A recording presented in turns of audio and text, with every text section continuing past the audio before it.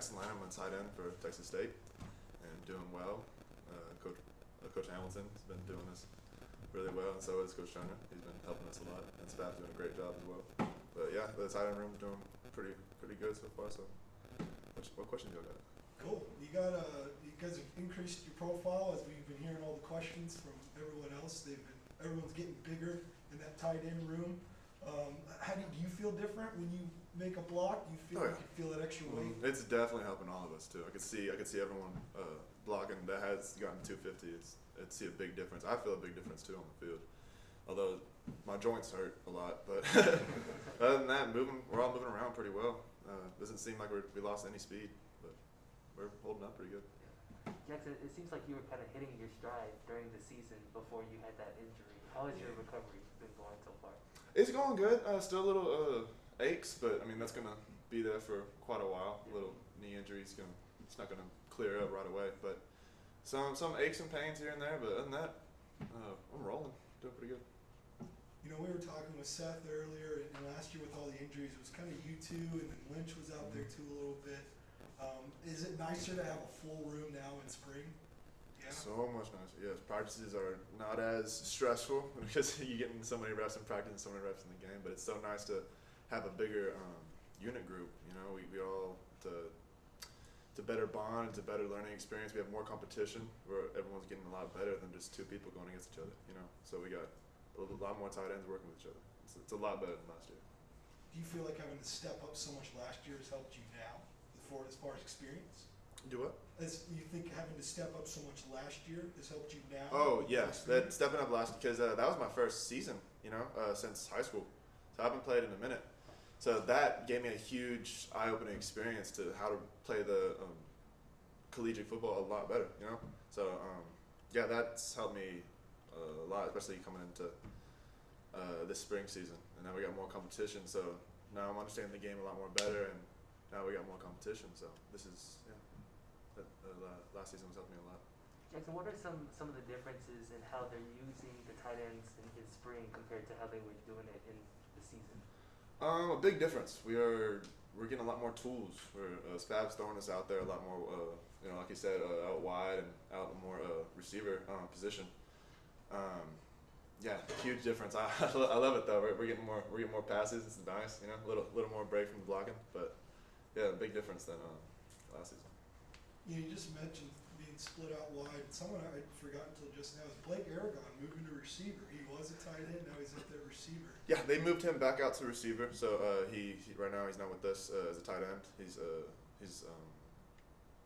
He'll be working more wide out inside receiver for right now. How's he looking out there? He's looking good, man.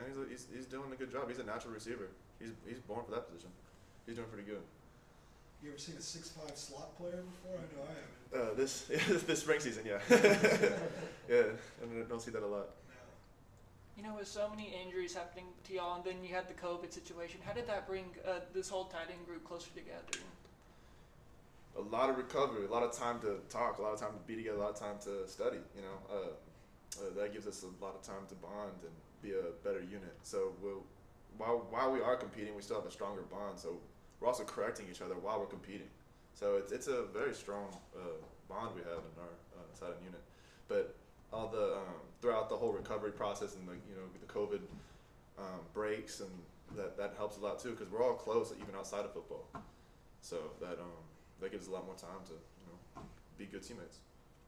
All right, who's got the best hands in the tight end room? Dude, I knew this question was coming. So I don't want to say it, but I have good hands, but I don't have the best hands. I know that for sure. I'm a little humble with that.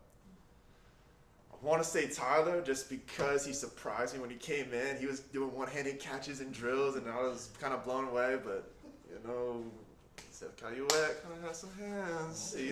He'll come out with some one-handed a lot more than Huff. I'm sorry, but Micah, you have good hands too. But I got to go with old Seth Caillouette. So. See, I feel like that was the most honest answer we got all day. That was good. I'm good over here. How much has adding Jim Turner to the offensive, how much has he helped you, and especially the tight ends, especially with adding that NFL experience, especially with blocking? Like everyone said, he's a genius, man. He's clearing it up for everyone. He'll walk through the O line, through all the plays. He'll walk through it with us too. Make sure that we understand. He's making sure everyone's on the same page, which makes it so much better for our blocks. Just knowing that you're on the same page, you know. So just having him there and his little NFL his experience, you can see it, man. He's got some wisdom of the game, so that's really helping us. You know, we haven't asked about Coach Hamilton too much from the tight end. So what's he like out there coaching you a lot? We talked about the Kablamilton drill. And Yeah, dude, he's a coach. I've already been through 3 tight end coaches, and he is by far the best tight end coach I've ever been around. He's smart. He knows the game, and like he said, he's a full-time dad, and he knows how to coach. Some people know how to talk to their players and make them understand. So I've learned a lot since he's been here for the over a year. He's an amazing coach. He helps a lot. have you had to deal with the Kablamilton drill from Briggs, the kid, his son? His son got it too. I didn't think his son had the little Kablamilton in him, but he does. Dude, it's exhausting. That drill. That's probably the hardest part of practice is Kablamilton drill, because of him. I saw it on Twitter and I was like, I don't want to do that. Dude, you can see the little kid inside of Coach Hamilton when he's doing it. It's So you get amped up right before.